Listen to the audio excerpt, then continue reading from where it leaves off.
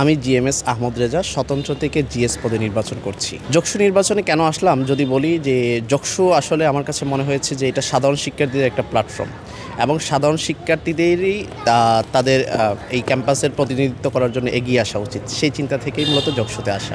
আসলে দেখেন, ছাত্র সংসদের কাজটা আসলে কি, ছাত্র সংসদ কিন্তু চাইলেই কোনো কিছু করতে পারে না, বরং ছাত্র সংসদ যেটা করতে পারে প্রশাসনকে বা আমাদের যেই গভর্নমেন্টের যে বডি আছে টোটালটাকে আপনার চাপ প্রয়োগের মাধ্যমে কিন্তু তারা শিক্ষার্থীদের জন্য যেই কাজগুলো কল্যাণমূলক সেই কাজগুলো আদায় করে নিতে পারে।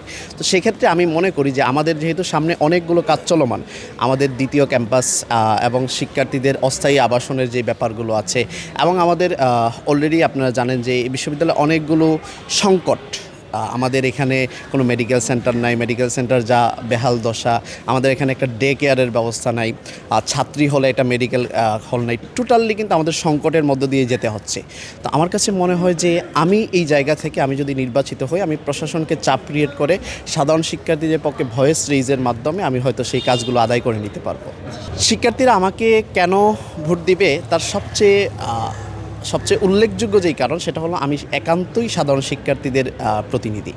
আমার যেহেতু কোনো পার্টি লেবার স্টুডেন্ট পলিটিক্সের কোনো পরিচয় নাই, আমি যেহেতু কোনো দলকে সার্ভ করি না, সেই কারণে আমি যেই কাজগুলো করব সেটা একান্তই শিক্ষার্থীদের কল্যাণে কাজ করব। দেখেন, রাজনৈতিক এবং অরাজনৈতিকের যে পার্থক্যটা এটা কিন্তু সাধারণ শিক্ষার্থীরা অলরেডি বুঝতে শুরু করেছে। এই যে আমাদের 4 থেকে 5টা ক্যাম্পাসে নির্বাচন হয়েছে, সেক্ষেত্রে দেখা গেছে আজকে যারা 4 থেকে 5টা ক্যাম্পাসে যারা নির্বাচিত যারা হয়েছেন তারা বিভিন্ন দলীয় লেজুর ভিত্তি হওয়ার কারণে কিন্তু তারা তাদের দলকে সার্ভ করছেন।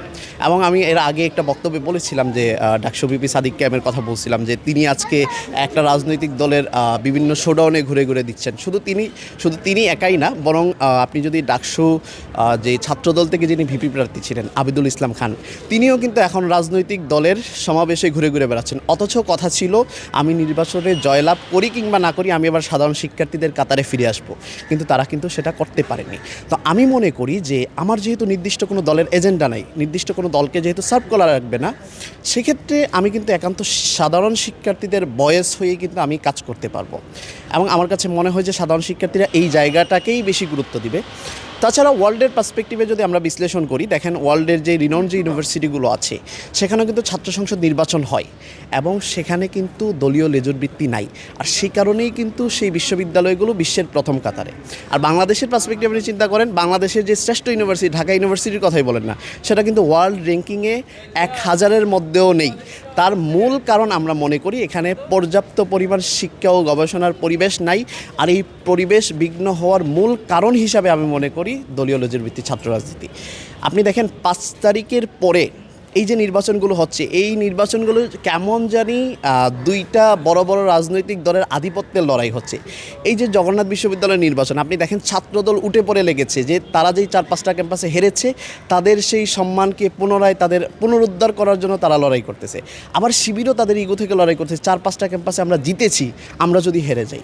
তার মানে ওয়ান কাইন্ড অফ এটা সাধারণ শিক্ষার্থীদের জন্য তারা কোনো নির্বাচন করছে না, তারা তাদের ইগো এবং তাদের যেই তাদের দলের সম্মানকে বৃদ্ধি করার জন্য তারা মূলত লড়াই করছে। হ্যাঁ, আমি মনে করি অবভিয়াসলি সাধারণ শিক্ষার্থীরা তাদের প্রার্থীকেই তারা বেছে নেওয়ার জন্য তারা উদ্গ্রীব হয়ে আছে। এবং আমার সাথে যে সাধারণ শিক্ষার্থীদের কথা হয়েছে, আমি নিয়মিত কথা বলতেছি, তারা কিন্তু বলতেছে যে ভাই আমরা দেখেন আমরা একান্তই আমাদের থেকে প্রতিনিধি চাই।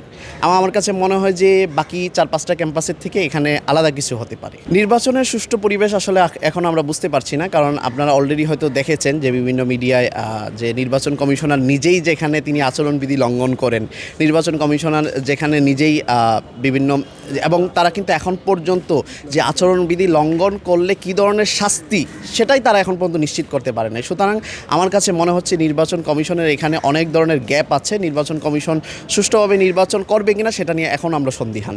আচ্ছা দেখেন, আমি সর্বদাই যেই কথাটা বলে থাকি যে আমার যেহেতু কোনো রাজনৈতিক দল নাই, আর আমি যেহেতু এখানে নেতা হতে আসিনি, কারণ নেতা হতে তারা এসেছে যারা 4-5টা সেমিস্টার ড্রপ দিয়ে এখানে নির্বাচন করছে। আমি নেতা হতে আসিনি, আমি সাধারণ শিক্ষার্থীদের প্রতিনিধি হতে এসেছি এবং সাধারণ শিক্ষার্থীরাই আমার শক্তি আর সাধারণ শিক্ষার্থীদের প্রত্যাশাই আমার ইশতেহার।